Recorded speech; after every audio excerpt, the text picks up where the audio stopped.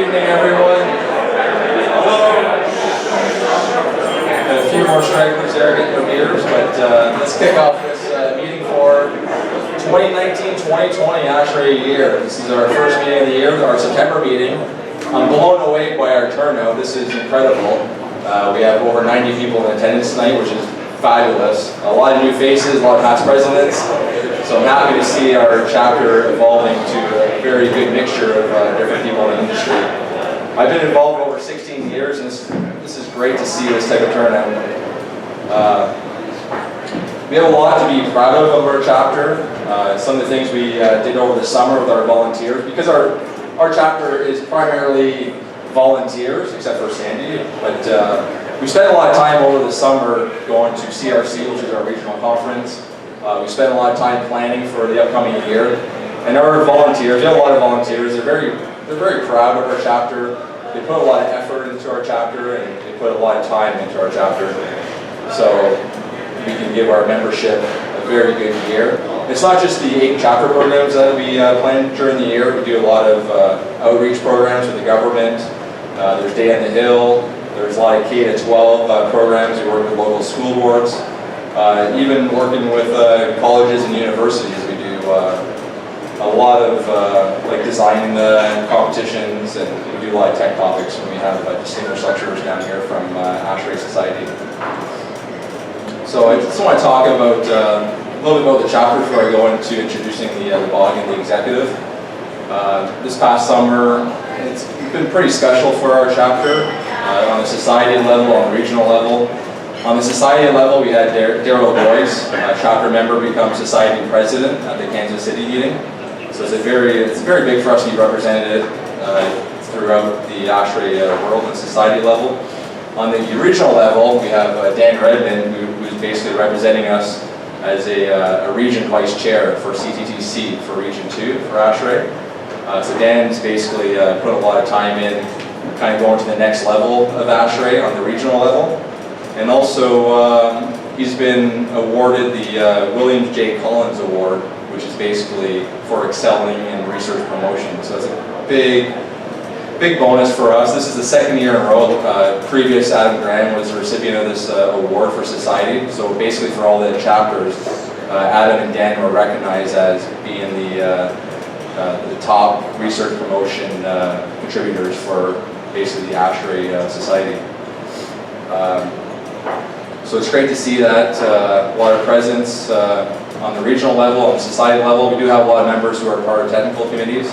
We have people here that are here tonight, like Nick, for example. Nick Lee, he's a technical chair. So it's great to be part of the Ottawa-Valley chapter. We have a lot of presence regionally and through society. So with that said, actually one more thing to mention. On a regional level, Elizabeth Primo, she was recognized for her student activities as having the best student branch, which is Carleton University. So congratulations to Elizabeth. I know she's here right now. Good job.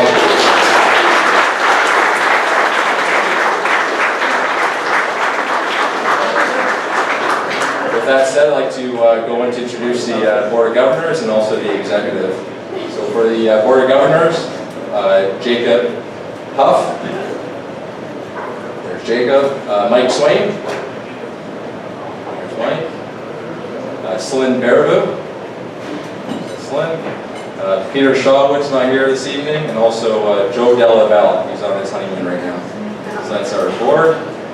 For the executive, we have Ryan Dickinson, Adrian Matani as treasurer, Adam Moons as president-elect. Daniel Redmond as past president. I don't see you. Oh, there's Daniel. Come on in.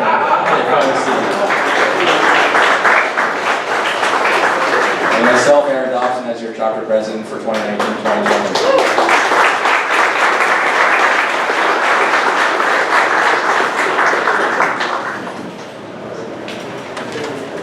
So as ASHRAE is a volunteer organization, there's a lot of people within our chapter who dedicate a lot of time to volunteering. So I just want to mention these individuals, and if they could stand up and the chapter can recognize them. Sandy Taylor, she takes care of our attendance, financial, and publicity.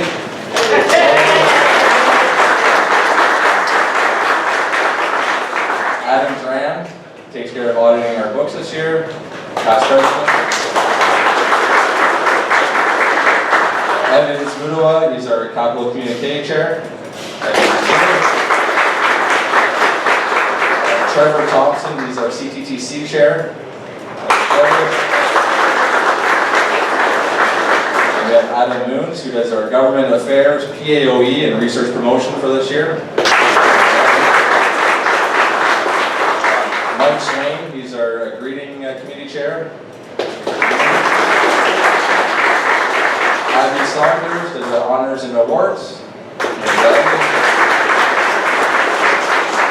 And Ryan Dickinson, along with Josh Bourbonnaire, does History, Website, and Electronic Communications. Andrew Brown is our Membership Promotion Chair.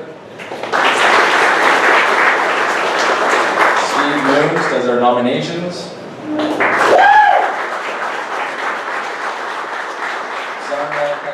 Is our programs, your program chair. And so for our special events, so for our curling, golf, and bowling, we have Colleen Fox, Adam Graham, Rob Mansfield, and Michael Callahan. Tabletop, David Michelin. Our YAY, which are Young Engineers of ASHRAE, is Jordan Hansen with Alex Lapointe. This one of our seminars chair, which is a new chair this year, is Jacob Huff.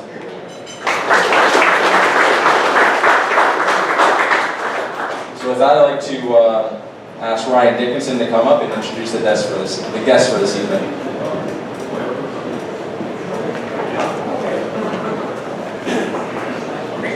So we have a really great turnout today. There's 16 guests here with us.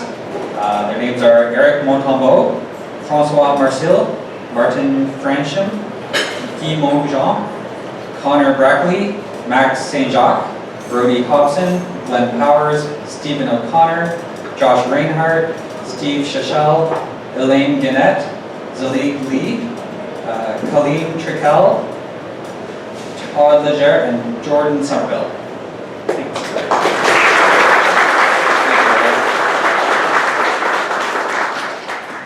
Tonight's theme is membership. So I'd like to ask Andrew Brown, who's our membership chair, to come up and talk about our theme tonight and also welcome new members.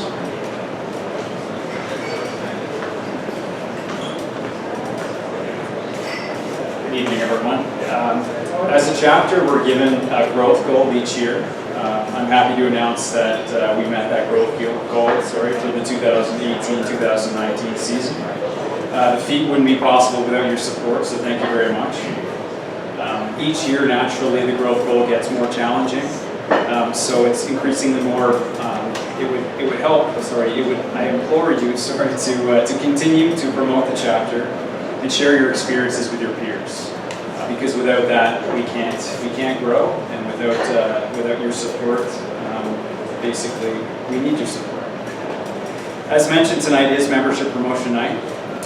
The more effort you put into something, the more you get in return. ASHRAE is no different. For some of you attending, the monthly meeting is just right. For those of you who want more, that's my opportunity today and throughout this year to be available to let you know how you can do more. For instance, ASHRAE has several technical committees that allow you to assist in planning programs for meetings, write and review handbook chapters, and assist in developing research projects. If you're interested in a topic but you don't have a lot of time, it's perfect. You have an option. You can be a silent member. You can follow along, check out the updates, so there is really something for everyone. If you enjoy continued education and learning, there's a portal that has over 90 courses available. As a member, you have access to these tools at a discounted price, so don't forget that. Also available is at ASHRAE, is a technical portal which comprises of ASHRAE journals, research report handbooks, and volumes, and more. If you're looking to help out in committees, we welcome you with open arms. Volunteering is the foundation after all. It's a great way to network, and there's plenty of opportunities for personal growth. There's something for everyone. As a reminder, please log into ASHRAE, your account, and update your biography. Memberships are not automated, so this will not happen automatically. One example that I see overlooked regularly is the jump from associate to member. If you have 12 years of combined education and work experience, you're eligible for full membership. I guarantee that some of you here today are eligible for full membership but have not applied. So if you do and you notice, please just contact me and I'll make sure that we get you recognized. Now for the new members. We have a few new members that have joined since our last meeting in May. Please help me please help me give them a warm welcome. Victor DeVoe, Salman Qureshi, Rod McInnes, Graham Timperin, Alexander Arroyas, and Allison Bell. If I butchered your names.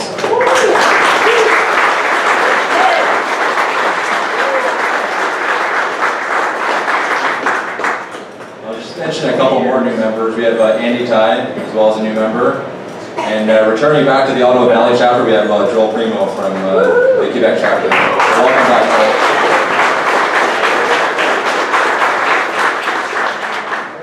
Like Andrew mentioned with the membership bios, if you are a volunteer, it's important for Abby and Steve that you do update your bios on the website. If you do have a lot of volunteer experience within our chapter, we do recognize the members every year for chapter awards. So if you can, spend a few minutes, update your bio on the website, as well, obviously, for associate members, update to become a full-fledged member. Regarding research promotion, I can get Adam to come up in a few seconds. He's our RP chair. So he has a big responsibility this year to raise a lot of money for research promotion. The Ottawa-Valley chapter is very critical to the RP success for society. We do raise a lot of money, and last year was no exception. In the previous year, last year we raised almost $38,000 for research. So all that money gets matched by society 4-to-1. So it's a big boost to our Canadian research and development. In the last 5 years, we basically raised $250,000. So that's all money that's basically coming from the Ottawa-Valley chapter, from individuals, from companies. So it's huge. Like, we're looked at as one of the premier chapters for research promotion. So I'd like to welcome up Adam, who's our new research promotion chair for this year, and Adam's going to need a lot of your help to reach his goal. Thanks very much, Aaron. As Aaron mentioned, my name is Adam Mead, and I will be our RP chair for this upcoming year. Thank you to everybody who has already contributed tonight. Before I go any further, I will offer the opportunity, yet again, for anybody that I haven't missed, Steve Lynch, for tickets for four Red Blacks tickets, club level seats that Ainsworth was generous enough to donate. And we're very grateful for that. We're grateful for all the... he's chucking 20s at me. Hello. As far as the research promotion for this year's campaign, I just want to start by thanking all of you for the incredible generosity that you've shown over the course of the years. Like Aaron was saying, the amount of money that is raised out of the Ottawa-Valley chapter specifically is remarkable, and all of this money comes back into Canadian research projects. This is what keeps the wheels turning, keeps the concepts of our daily lives and our livelihoods rolling. So what you're doing really does come back fourfold to help all of us continue to enjoy the careers that we have and support people going through their next steps in career development. Currently we have 83 funded projects and 100 member-led technical committees. So that's in excess of $27 million worth of current implications from research promotion, and that is not including scholarships, bursaries, funds, or endowments. So it really is remarkable what we're able to accomplish when everybody puts their $20 in to buy some tickets that companies and individuals are generous enough to support. In the coming months and weeks and days, we're going to be illustrating some of these benefits and hopefully getting some outreach to you so you understand better what projects ASHRAE is involved in and what we can do to help you specifically. And hopefully that you'll take the opportunity then to look for opportunities to apply for some of the funding that ASHRAE is able to provide. Again, on behalf of ASHRAE, the HVAC in our community, the Ottawa-Valley chapter specifically, the incredible job that Aaron did last year, Dan the year before that, thank you so much for your generosity. It can't be said enough. We couldn't do it without your help. So thank you, thank you, thank you. I'm supposed to say 7 thank yous, I think, but thank you very much.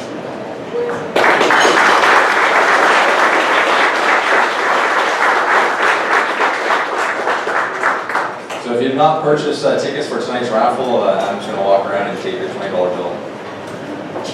Jordan Hansen couldn't make it tonight. He's our YAY chair. So YAY is an acronym in ASHRAE world for Young Engineers in ASHRAE. So it's for members who are 35 years and younger.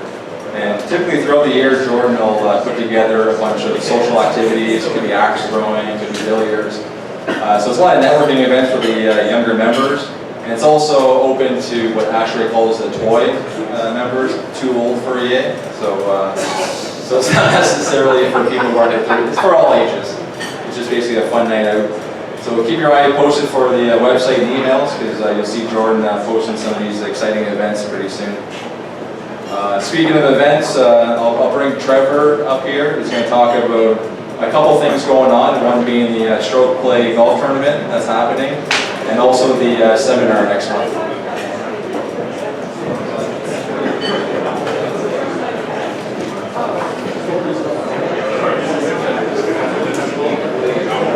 Hey everyone, I'm Trevor. I am this year's new CTTC chair, and a couple of the events we want to talk about are the seminar that we're having this year. So we have Ryan McGilvery coming in from Saskatoon, and he'll be doing a full day seminar on fundamentals of air system design. So seats are selling out quick, so get your numbers now. There are a few seats remaining. You should be learning lots like human comfort and air distribution, load control, system design, all that kind of stuff. Books will be given out at the seminar. And yeah, purchase your seats now. The other thing we're dealing with is the stroke play golf tournament. This year we've decided to do a shotgun start. It will be held at Emerald Links on Friday, October 11th. So it's the Friday before the Thanksgiving weekend. Price is $55 for members, $60 for non-members. That includes cart, green fees, and some snacks provided afterwards during that trophy presentation. Once again, sign up on the website and have fun.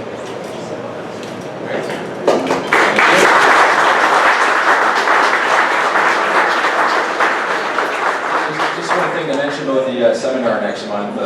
Breakfast will be provided as well as lunch. It's a full day seminar, and each person will be receiving a copy of the fundamentals of air system design, the ASHRAE handbook. Tonight we have one tabletop, so I'll invite somebody from Schneider Electric to come up and talk about their tabletop.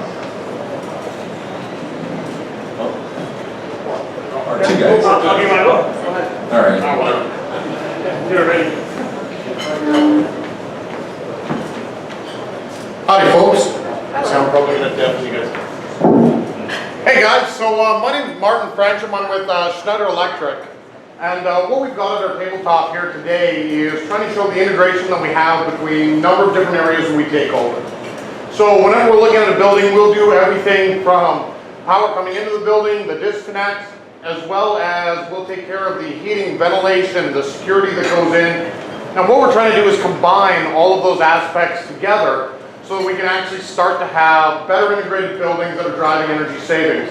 So for instance, when I badge in with a security card, that can trigger occupancy. We can feed that information, number of people that have badged in. We can then start to make decisions on how hot, how cold we want areas, where people have checked into areas. As well, if we take over energy saving initiatives, what we can do is we can also figure out a way that we can put the metering on that and make sure that the initiatives that we're doing are actually making sense. So very often we hear, hey, do a night setback, you'll save 30%. Is that true? Is that not? How do we validate that? How do we make sure that the initiatives that we are taking are delivering on the promises that they're supposed to do? So we have it all set up up front. You've got myself, Vince Marcavecchio, Gino, and Michael here. We're all happy to talk to you. We love to talk, so by all means, come out and come see us.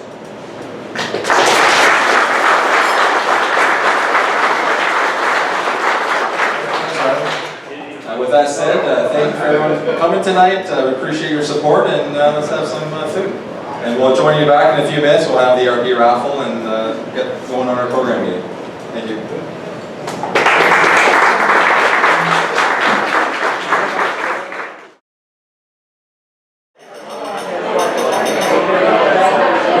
Dinner's being served right now. It's a family style service, so help yourself. Before we get into the program topic, we're going to do the research promotion draw. But before we do that, if there's anybody who has not purchased tickets yet, Adam can walk around. He needs $60 more, so if there's anybody who can help out. He likes round numbers. He wants to get to $900 for tonight. Or did I say he wants to get to 1,000 tonight? 1,000. That'd be good.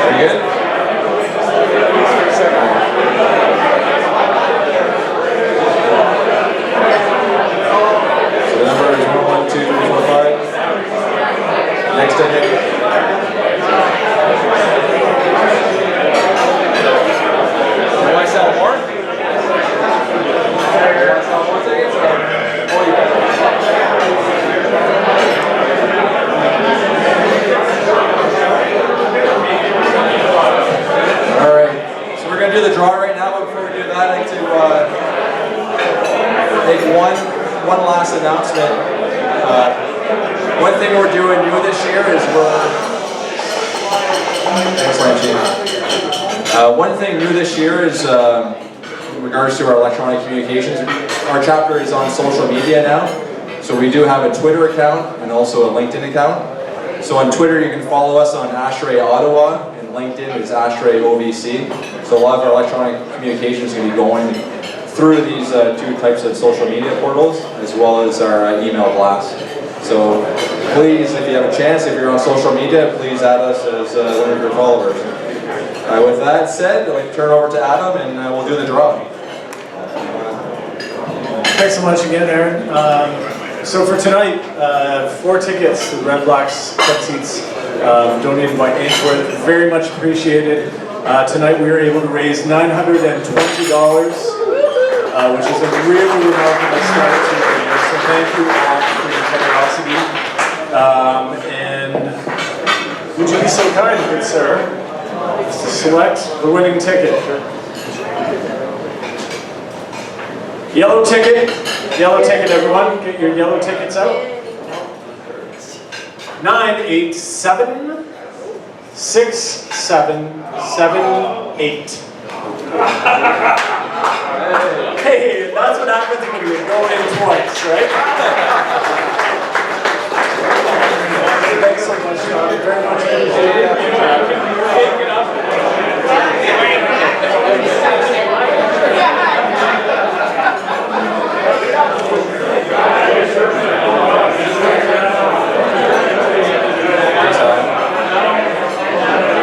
With that said, we'd like to welcome our speaker for this evening.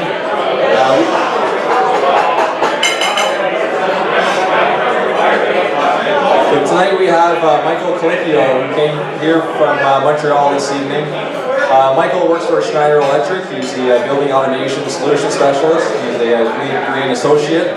And tonight he's talking about BACNet for engineers. BACNet ASHRAE 135 has been available for over 25 years. It has evolved over time and has become the de facto standard for almost all building management system specifications. Despite its longevity and popularity, there are many misconceptions as to what BACNet is and what it is not. Michael will be talking about the basics of the BACNet standard, its history, a discussion of interoperability, as well as specific items that can be added to a control specification. So Michael is part of the Schneider Electric's digital building team, which helps consulting engineers and customers design intelligent, integrated buildings using their product. Michael, thank you.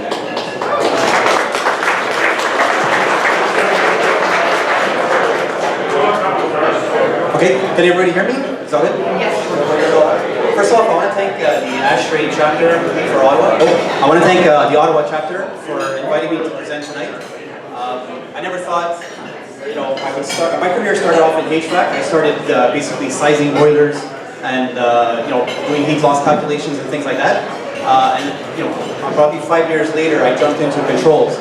And what I noticed over the last few years is there's this kind of stigma tied to controls where it's complicated. They're like these black boxes and nobody knows how they work.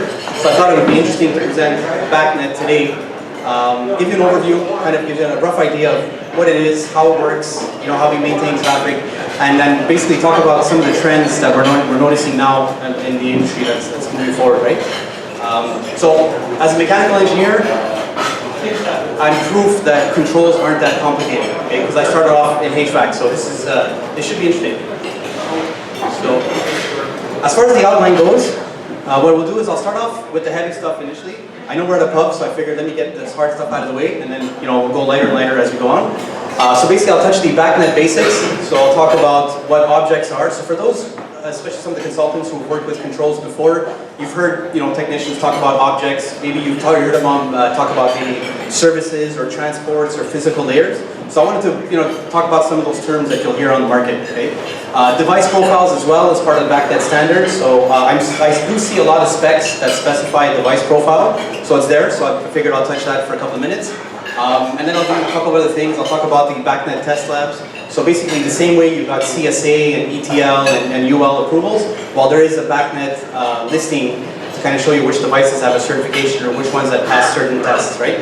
Then, once the heavy stuff goes through, I'll talk a bit about the BACNet history. As Aaron mentioned, BACNet's been around for a long time. It started with ASHRAE 135 quite a while ago.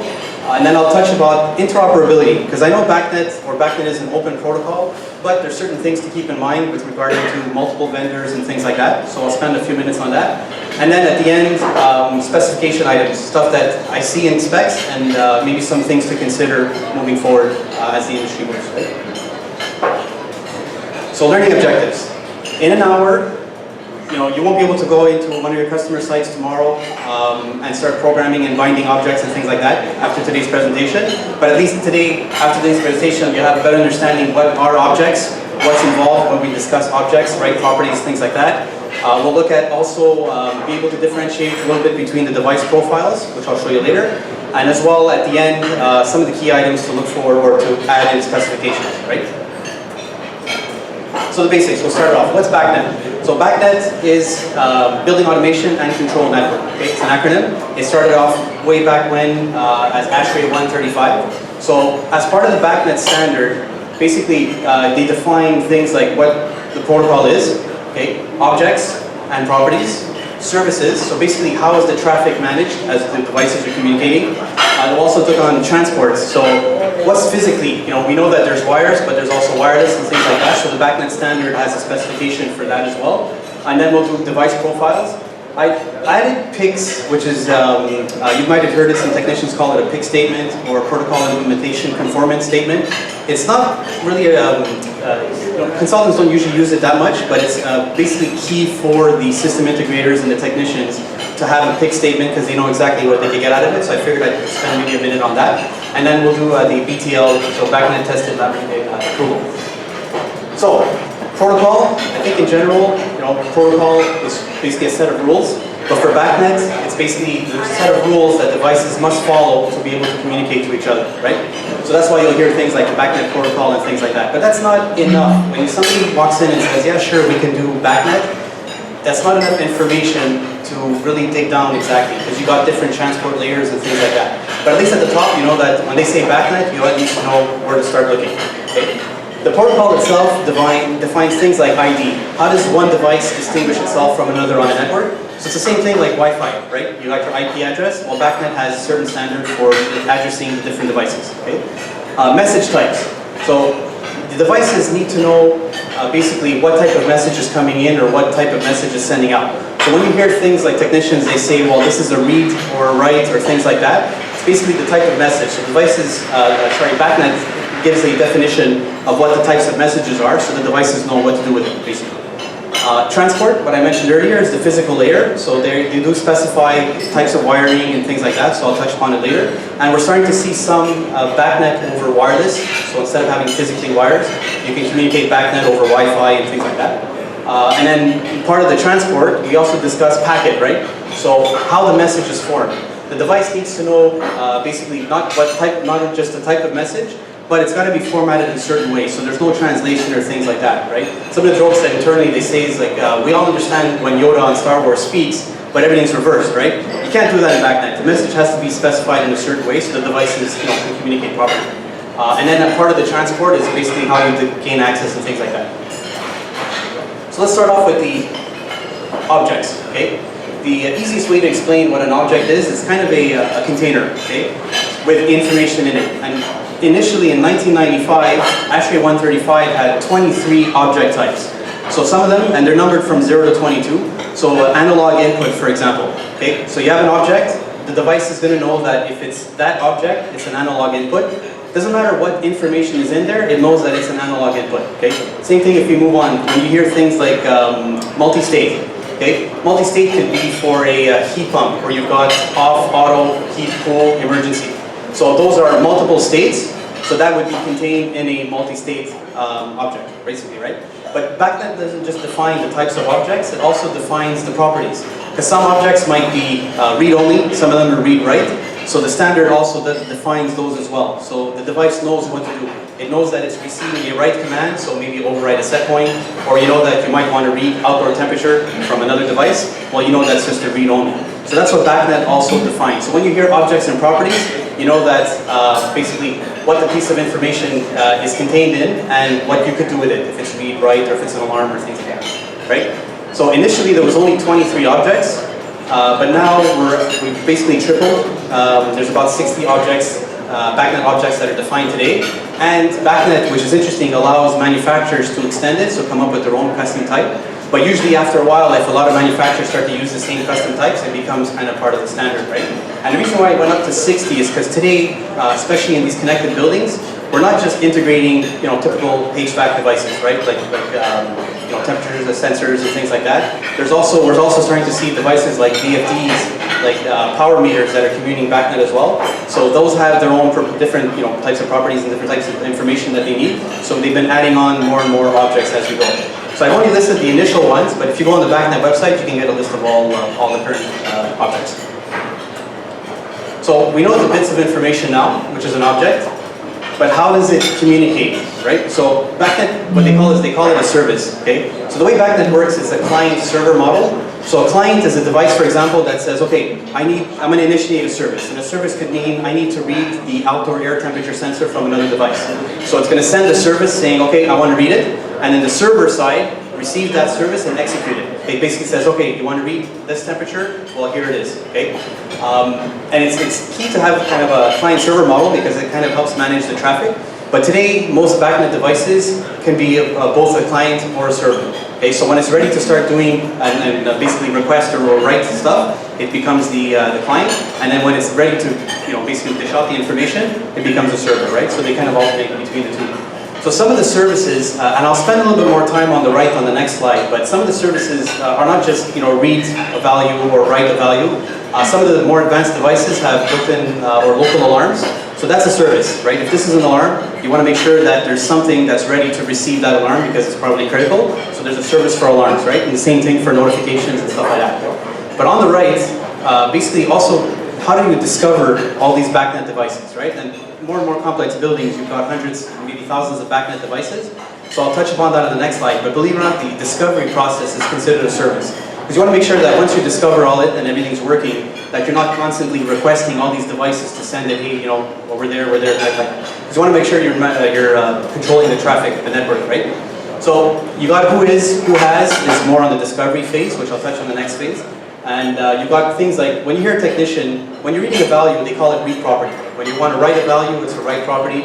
If you want to read multiple values, there's different terms for it. So there's quite a few services, but again, it's mainly for network traffic control. So if we touch, these are the two key services that have a major impact on the network traffic. So first is discovery, right? You don't want to have a technician having to ping each controller manually, or each device, I should say, and then bring in the data. So what that BACNet does is there's called a discovery service. So basically, the building automation system, for example, sends out a who is, okay? So basically it's saying, okay, who's there? And the controllers automatically that support this service, which most do today, obviously, they will reply and saying, I'm here, okay? So that's basically how you start building the database of devices. But that's all it's doing on that first service. As the next service, you usually typically ask a who has. So now the devices are responding, okay, you know I'm here, and here's all the objects that I have available, okay? Which is key because one thing, devices are going to know what they can and do with each other, but as well as the controls technician. They need to know what's available in that controller that they can read or write, or you know, if it's alarm notifications or things like that. So that's usually at the initial discovery phase, or in the future as devices are added on, you run a quick discover, and then the devices start populating. Change of value, or you probably heard COV, change of value. This is critical for managing traffic on the network. Because what I just the example I gave with the heat pump, where we want to read the outdoor air temperature, we basically pulled another device and says, hey, what's your current value for the outdoor temp? Now think about it, if you've got hundreds of devices on a network and they're all polling to get information, traffic goes up, you know, you'll have a lot of latency, could potentially bring down the network. So this is why BACNet standard came out with change of value. So basically, devices now, they subscribe to the object that they want to get an update from, and that's only going to get updated if that value changes above or below a certain threshold. So if we're talking about outdoor air temperature, usually it's change of value is maybe half a degree or 1 degree. So if that value changes plus or minus half or 1 degree, it'll send the update. If it's not changing, there's no traffic because the device already has the current or latest value level. Okay, and that's critical for managing all the traffic on there. The thing is, not every single device needs to be COV. Okay, there's certain things that they'll get updated eventually after a few minutes. That's no problem. But for a lot of critical values, or if you've got very large sites, COV becomes very important to managing the traffic. So we looked at the objects. Okay, basically how the information is contained. And we looked at the services, so basically how the information is going back and forth from one device to the other. Let's look at physically now. BACNet defines the physical layer, okay, and the specifications around that physical layer to get the information back and forth, okay? So I know that BACNet MSTP, for those who have worked in controls or worked on specifications, BACNet MSTP is one of the most popular. It's been around for the longest. That's basically, BACNet says, okay, it's a twisted pair, so 2 wires. That's the one on the bottom right there, it's a bit hard to see. And then they define the type of wire, type of gauge, 20, 22 gauge, things like that, on that. And so that's one physical layer. BACNet IP, which I'll touch upon in a couple of slides, is something that we're starting to see a lot more today, not just at the network level. So a lot of the big manufacturers that do, let's say chillers for example, have been using BACNet IP for a while. Why? Because there's a lot of information, right? There's a lot of data we get out of the chiller. So usually those are on the BACNet IP network. But like a lot of devices, for example, a VAV controller, okay, there's maybe 8 or 9 objects, like flow rates and temperatures, things like that, have typically or traditionally been wired by MSTP, okay? Why? MSTP is low cost, it's easy to go. But today, the reason why the market's moving a little bit more towards BACNet IP from top to bottom is the bandwidth, okay, the pipeline. Now, with analytics becoming more and more popular, analytics is very data hungry, right? It pulls a lot of data out of the system. Using IP from top to bottom kind of alleviates some of the latency or potential issues with regards to resources. just because IP has got a bigger bandwidth and basically it's a bigger pipe, right? So I'll just focus on the first two. But over the years, there's been BACNet Ethernet, which is a bit primitive. We don't see it too often today. ARPANET was only one manufacturer, and so on. So it was different other physical layers or transports that were kind of developed, but the ones we traditionally see today are BACNet, MSTP, and IP. And I'm starting to see a little bit on the BACNet over Wi-Fi. So for retrofit market or retrofit applications, if you don't have control wires, that might be a good way to go.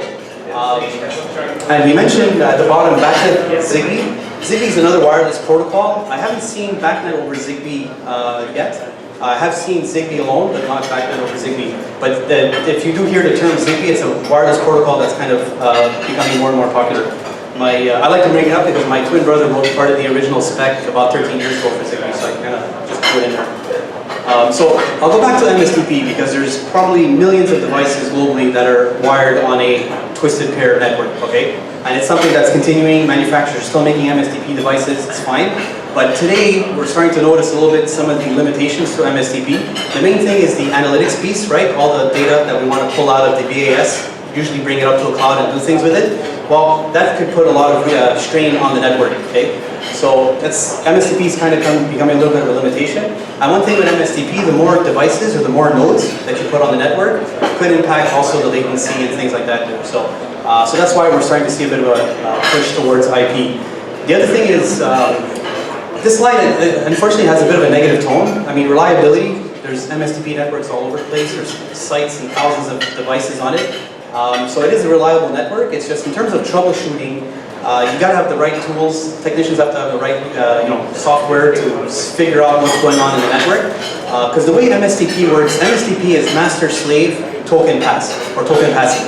So basically, there's a kind of virtual token that's bouncing around each device. When a device has that token, that's when that device has to do what it has to do, right? Send a read or write or things like that. Once it's done, it passes the token over to the next one and so on and so on. Now this is all milliseconds, right? This is pretty quick. Okay? And of course, the bigger the network, it might take longer, but we're still talking about milliseconds. The thing is though, if there is somehow communication issues or there's latency and things like that, the technician has to have the right tools to figure out what's going on with that token or why isn't it not reaching a certain controller.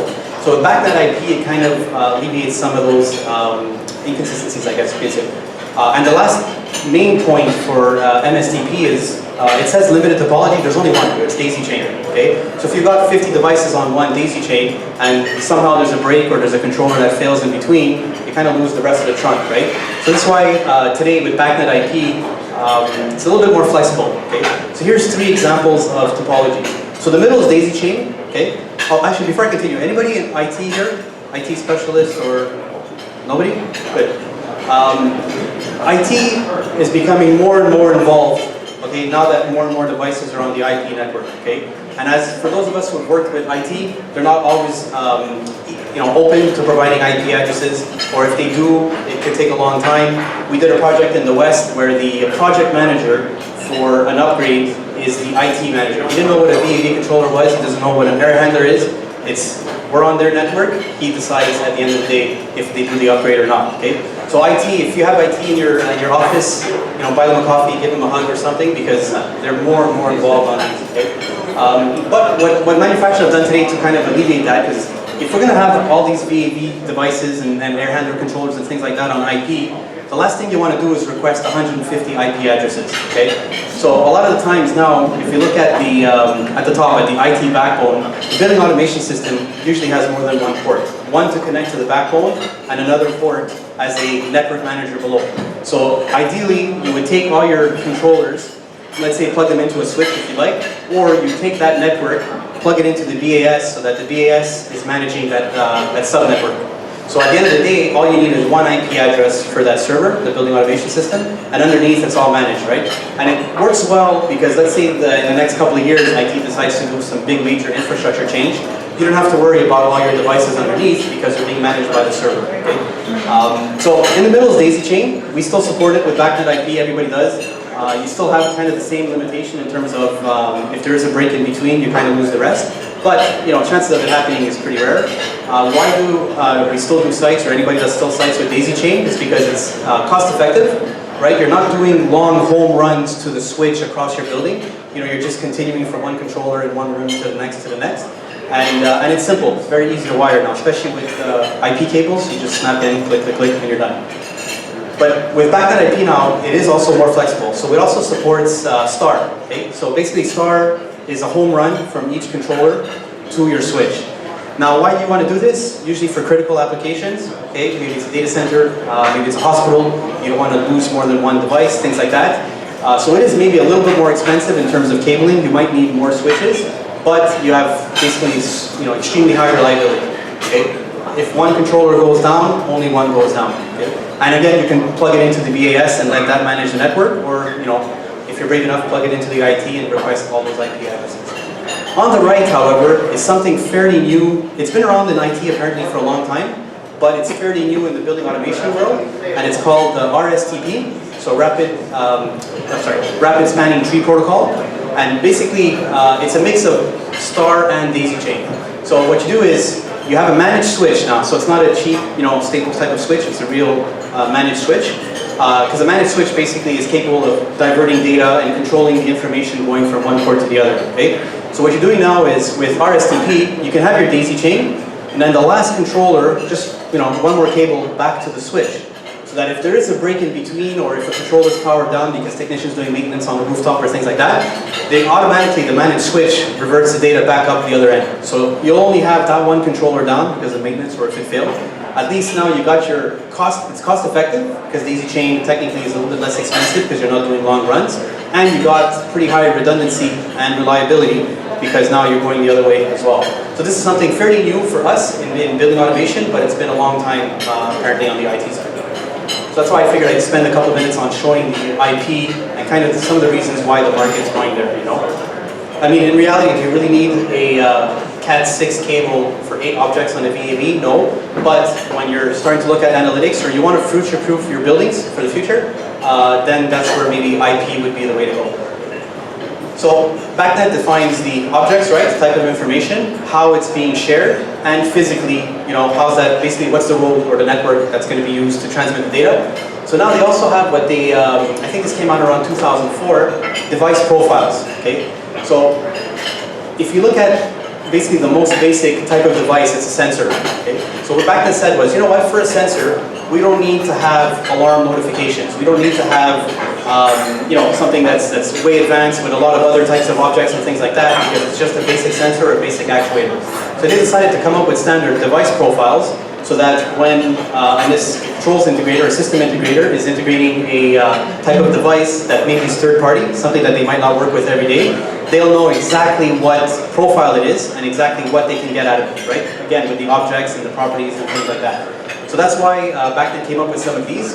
So on the right, when you hear terms like, it's a BASC, so it's BACNet, application specific controller.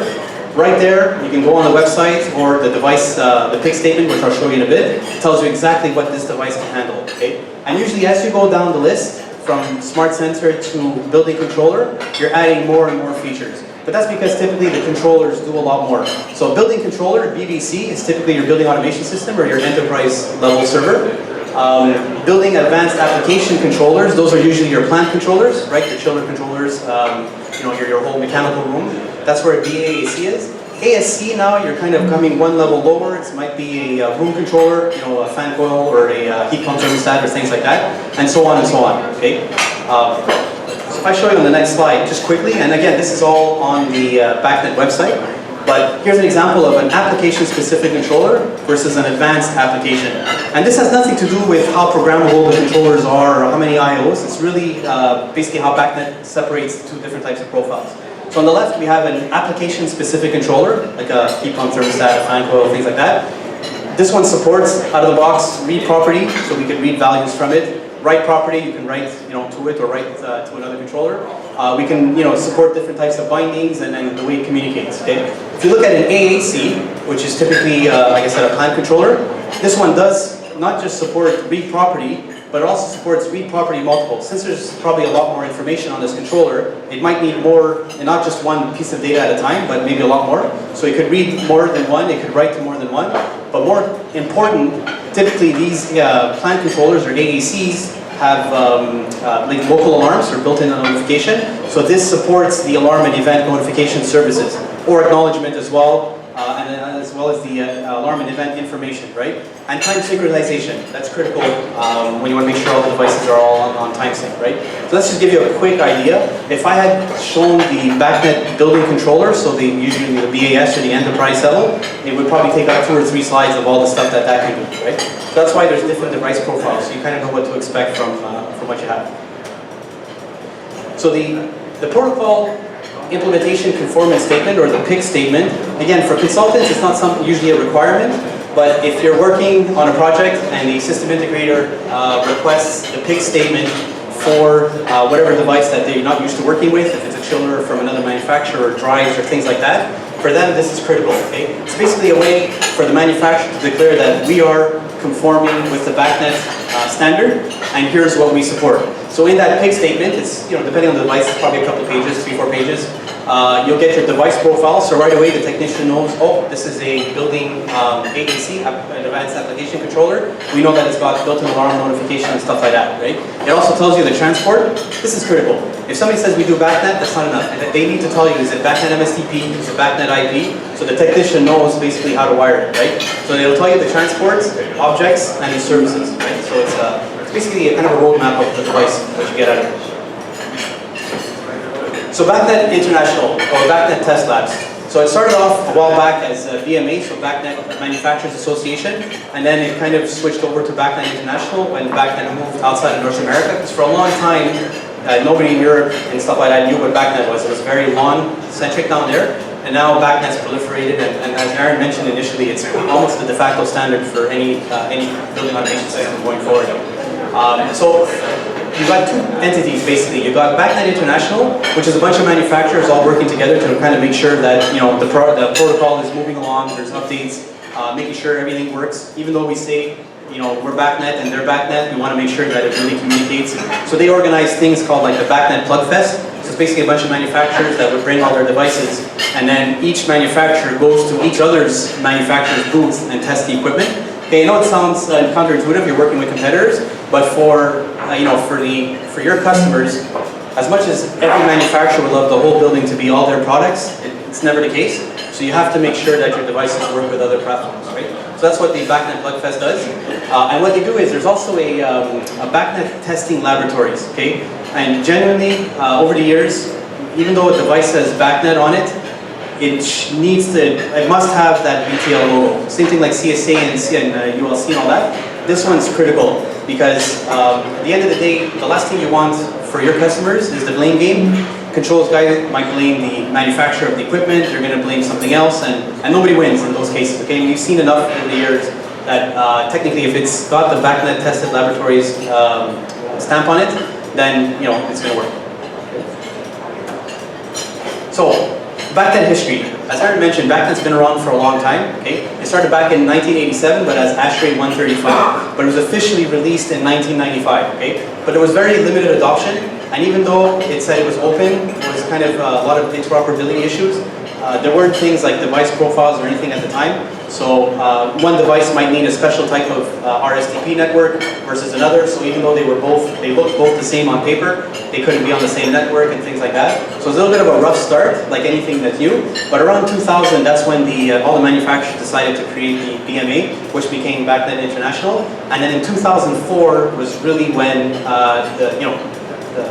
I guess BACNet started to really proliferate, and it helps that ASHRAE put a lot more marketing towards it and a lot more push. So in 2004, we saw things like BACNet IP coming around, and same thing with the device profiles, okay? So, I mean, it's 15 years ago. That's quite a long time, especially in the controls world, especially in today's world where everything's changing with IoT and all this sort of stuff. So, there's quite a bit. But since 2004, as I mentioned earlier, the standard's been changing. It's been updating, they've been adding objects. And as of recently as last year, BACNet's been working on another standard called BACNet SC. So basically, BACNet, I should have mentioned at the beginning, is not an encrypted protocol, okay? And as we all know with cybersecurity today, it's key. Everything's got to be safe, it's got to be secure. And when you speak to IT, they typically look at BACNet, they used to look at BACNet as very primitive, but now today with the SC standard it's still up for public review, and a lot of manufacturers have been testing it recently. Probably in a year, I think, or so, it'll be ready to be released on the market, okay? And although today the intent is not to talk about cybersecurity, it's it's critical. We've all heard about all these companies that were hacked. Just recently, a few months ago, the bank, Desjardins was hacked and all. Well, it was internal, but it was still a cybersecurity issue and things like that. So it usually doesn't really have an impact when you read on the newspaper until it hits you. I got the letter from Desjardins, my wife, I got friends, we got a lot of them got that letter, and it changes your perspective. Usually when I present, our products or whatever, cybersecurity slides are the last ones because it's usually the most boring slides, but I've slowly started to move them up because it really is a critical thing. So at least finally now we're starting to look at encryption over IP for the BACNet standard moving forward. Interoperability. It's key to spend just a couple of slides, and I've already got a few more slides left, but it's important to discuss interoperability because technically, when we say it's an open protocol, it implies that everything's going to work together, right? But that only happens if the manufacturers are basically went through the detailed testing, make sure everything's fine. Because once you get that stamp, you typically don't have any issues. Some of these things on the slide here we don't see too often. Like not all devices compatible on MSTP. Today we don't see it. A few years ago, like I mentioned, there were some devices that had to be on their own segregated network, things like that. So it's a bit of a pain for the system integrators to get up and running. And I think that's part of the reason why everybody thinks controls is complicated and scary and things like that, because of those little issues they might have experienced way back when. Same thing goes for a lot of the wireless communication. If the first project that the customer does with wireless doesn't work, they're never going to touch wireless again. Even though they have a cell phone and they have Wi-Fi at home and they have those smart watches that communicate wirelessly today, if the project goes south, let's say with wireless, they'll never do it again. And the same thing kind of applies for these open protocols. So a couple other things on the slide. Non-BTL listed devices, I'm probably going to say that another 100 times. It's critical. If you're going to put everything on a BACNet network, you want to make sure that they've got the BTLs approval, or else it just becomes a pain for everybody. Where BACNet, and I have another slide, I think it's the next slide, where BACNet doesn't work, or it's not, where the BACNet standard doesn't define things. Today we're starting to see more and more lighting control systems using BACNet, but I would say even 2 or 3 years ago, they had their own proprietary protocol. Access control, again, it's usually very secure, very encrypted, but there are some systems that can share some data on BACNet. Okay? Well, kind of Martin gave an example earlier where you scan your badge, which goes through your access system, but it'll send information to the BAS to say, hey, look, Martin's here, he likes his blinds at 50% height, he wants his temperature at 23, lighting at 40% or whatever. So that's where we're starting to see a little bit more openness on these other platforms, okay? And of course, if it's a proprietary BMS, then there's nothing you can do. It might need a gateway. There's this fear I noticed when some of these systems require a gateway. Today it's less and less. Most building automation systems are multi-protocol anyways, but a gateway is not the end of the world. If your customer already has an existing proprietary BAS, there's not much you can do, right? It's proprietary, but if it's still working, a gateway sometimes allows you to share some of the proprietary, convert it to BACNet, and then you can bring it into, let's say, something that's latest and greatest technology and cybersecurity and all this stuff. Okay, so but again, we don't see gateways requirement too often, but it's usually not the end of the world. If it's going to make it lower the cost and make it easier for systems with proprietary, why not? So what BACNet does not address, I think this is probably the most important slide. Okay. BACNet, the standard, does not define how a manufacturer programs their controllers or their devices. Okay? This means that if you've got vendor A for BAS, and then you've got vendor B for VAV controllers or things like that, because maybe it was an existing site, and you just replaced the top end, BACNet doesn't define how those controllers are programmed. Okay? So yes, we can share data, yes, we can change set points and read data and things like that, but you cannot reprogram a controller because typically manufacturers have their own tools. Okay, so this is critical. Okay, so each manufacturer builds its own proprietary programming and configuration tools, which means if you're going to start having multiple vendors, just be wary that you probably have to keep the tools to program those existing controllers if you have another vendor on top. And this applies to all the other manufacturers. Okay, graphics as well. Graphics are not BACNet objects. Okay, graphics are populated by information coming from these objects. So even though you're plug in a device or you want to replace an old BMS for a newer one, you can't just say, okay, I'm going to read this BACNet graphic. It doesn't work like that. So a lot of times graphics have to be redone. But today what's interesting is since more and more controllers have built-in web servers, if you maybe cannot replace that older controller, but it's got a web server in there. You can maybe link to the graphic if you have to, but traditionally you would redo the graphics anyways, right, from the new platform, just because maybe it's more cyber secure, maybe it doesn't use Java or things like that, right? So keep that in mind. It's very important if you're going to put a new BAS over third-party products. You're going to make sure that the customer has the existing programming tools, or else you're going to have to call the other vendor to come in, and then when you have two control guys in the same room, it's not always fun. So key successes, BTL, number one, in my opinion. Make sure they're definitely BTL approved. Second line, gateways, like I said, usually not your first choice, but for proprietary existing BASs, you're probably going to need a gateway somehow. BACNet IP versus MSTP, again, if you want to future-proof the building today, start looking at BACNet IP. IT obviously is going to get more involved, so kind of balance that, because it usually takes a bit longer to get it up and running.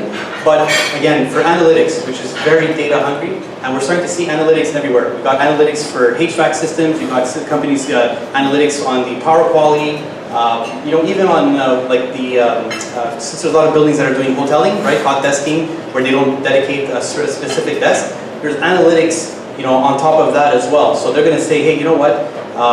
Based on your tagging and your preference for temperature, we'll put you in this room instead of that room, or things like that. So that requires a ton of data, and it usually pulls the system every few minutes. Okay, so that's why we're everybody's kind of moving towards IP. And again, at the bottom there, lighting control is coming, access control a little bit, elevator control I haven't seen BACNet yet. It's usually around proprietary. But again, so BACNet doesn't do everything. And today, since more and more systems are being integrated, right? Everybody's talking about connected buildings and Internet of Things and all this other stuff. BACNet's not going to be the only protocol in that building.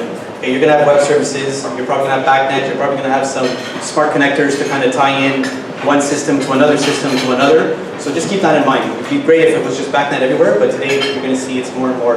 So just make sure that in the spec, it clearly defines not just the BACNet portion, but also the other types of protocols you're probably need in that building. Okay? Last slide. So this one here is supposed to incite questions and things like that, but technically the answer should be yes to all of this. BTL for sure. For controls, definitely you want to make sure it's BTL. For packaged mechanical equipment, based on my experience, we recommend, and most of the major manufacturers are BTL approved anyways, but you want to make sure that if you're going to put in some new, heat pump or PTAC or whatever that you never used before, just make sure it's got the, if possible, the BTL approval. Because again, it's going to be a blame game between the manufacturer and the system integrator and whoever passed the wires, and it becomes a mess for everybody. Device profiles as well. Okay?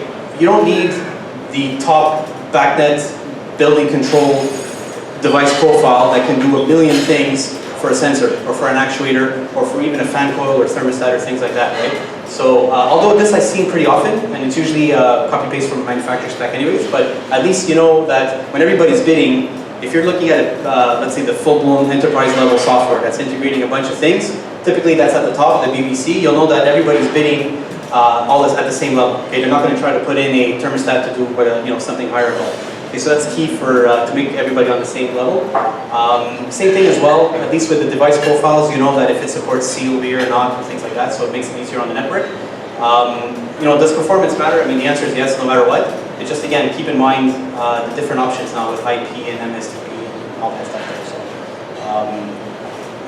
you see again, like I mentioned earlier, and I get this question genuinely. I was at a lunch and learn today, just outside of Montreal, and when we spoke about IP and we showed them a VAV and all this stuff, they're like, the first thing I get was, do you really need, Cat6 cable for VAV? And no, you really don't. You're not streaming YouTube videos or things like that. The traffic's not that heavy from a VAV. But again, if you think future with analytics, it'll be a right decision today if you look at IP. So that was it. Just to give you an idea of what, BACNet, it's not as complicated as it sounds. The BACNet website is pretty awesome. It's got a lot of information if you need it. But at least now you have a rough idea of what objects are, right, and properties associated to them. Basically, now the transport, right, the physical layer. Is it MSTP? Is it 2 wires? Is it Cat5 or Cat6? Is it wireless? You know how the information is being shared now, right? So it's not like black magic, how does one device speak to another? Well, it's because at that moment there was a client versus a server, and so on and so forth, right? Questions?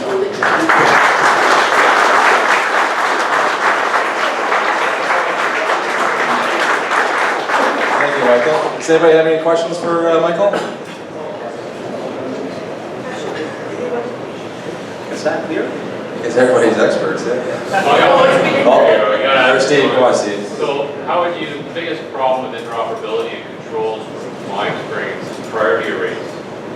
Especially when you get different manufacturers overriding. So when you try and rewrite the controller, priority array will not get right out. So how do you specify that?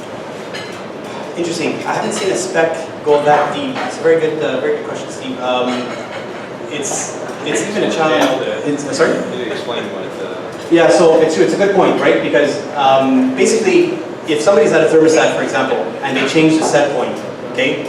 Now, that'll override whatever the setting is because physically you're there and you want it at 23, right? So that now the BAS is going to know, or knows that, okay, that was changed to 23. But, what happens now if the building automation system writes back to that? So that's why with BACNet you've got priority, basically, right? And there's 16 levels of priorities. And some of them are, if you write at a certain priority value, no matter what I do at that thermostat, it's overridden by the BAS and nothing's going to change, right? So it's a good point. How do we specify, what's important, what's not, or what priority? Maybe in a spec, I don't know if I would go down to saying this got to be priority 8 versus 16, but I think somewhere in the spec, you might want to specify saying, okay, you know what, we don't want anybody to be able to change that. So either you lock out the speed, for example, if it's a thermostat, or if you do make a change, it doesn't override or doesn't do anything on the BAS, right? So it's a good one. I have to wrap my head around that. I don't know if Aaron, if you've seen anything like that here, but not for priorities for specs. I think that I love to see that, but that might be a bit too deep.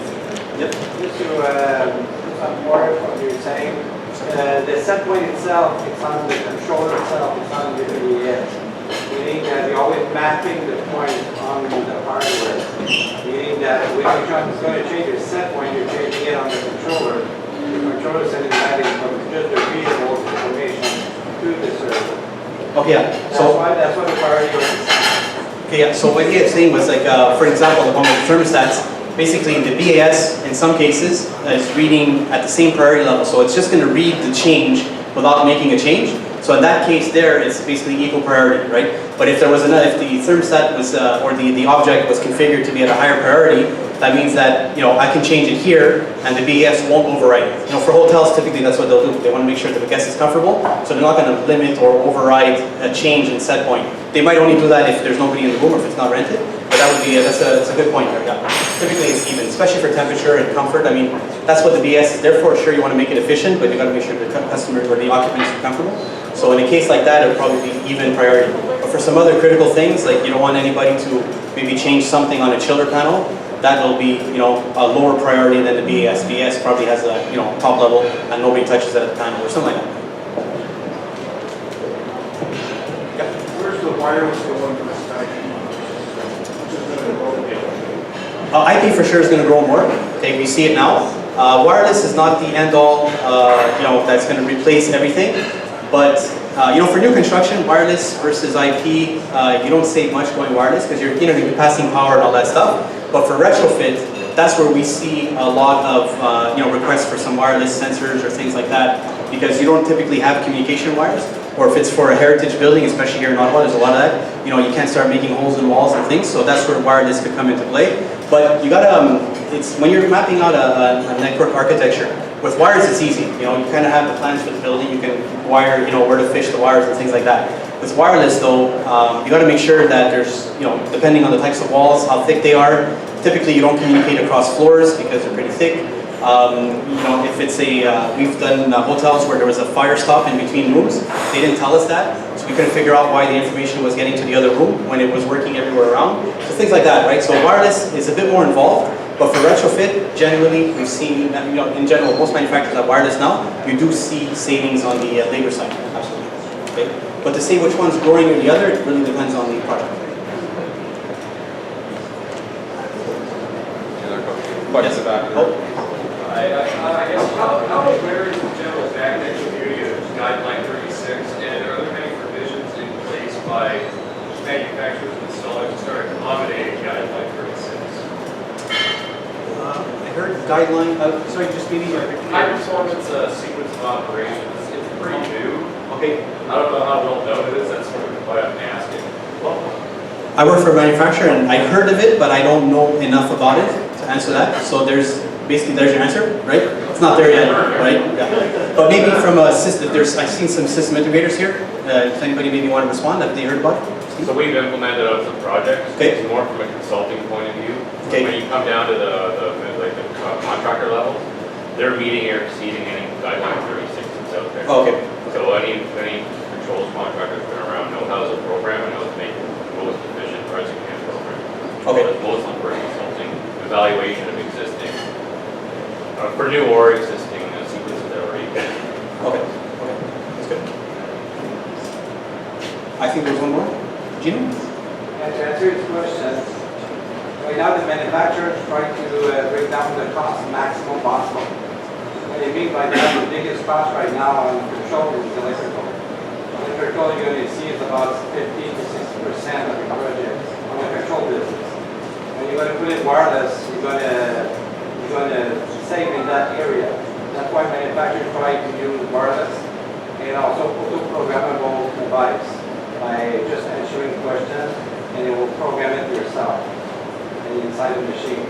All there is for bringing down the cost for a project. I mean, 40% or 60% of the job as electrical, that's a lot of money, a lot of saving. That's why they're trying to do wireless. To go towards wireless, for sure. Yeah. Actually, I work out of an R&D center in Montreal for wireless. So, I play in that space. But I've been in there for 11 years now, and we know the limitations of wireless. We know where it works. We know where it doesn't work. So we're always going to see both. I mean, especially with all this data, BACNet IP, it's super fast, right?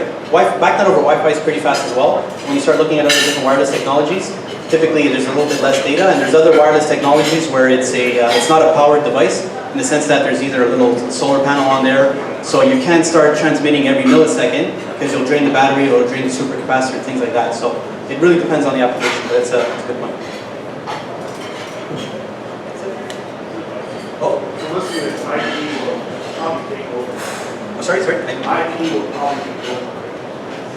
Yeah, it's moving forward. Absolutely, yeah, I think so, for sure. You think, the way I see that question, that computers have been talking about on IP for over 20 years now, we're with the race. Yeah, it's true. In reality, that's right. Yeah, exactly. Yeah, 10 years ago. I would say, never mind. But it's right, yeah. But we do see the trend, for sure. And like I mentioned, the network controllers have been on IP for a long time, but now at the device level, we're starting to get more and more requests out of it.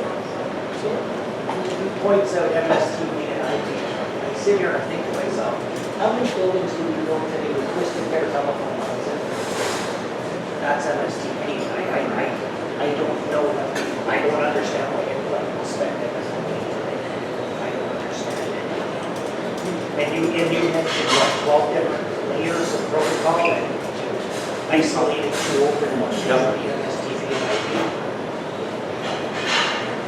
It's a good point. I think that's it. That's the question. Thanks, Michael.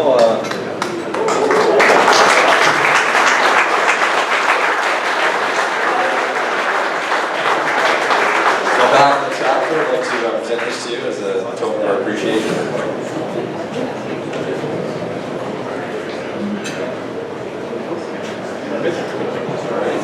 Thank you.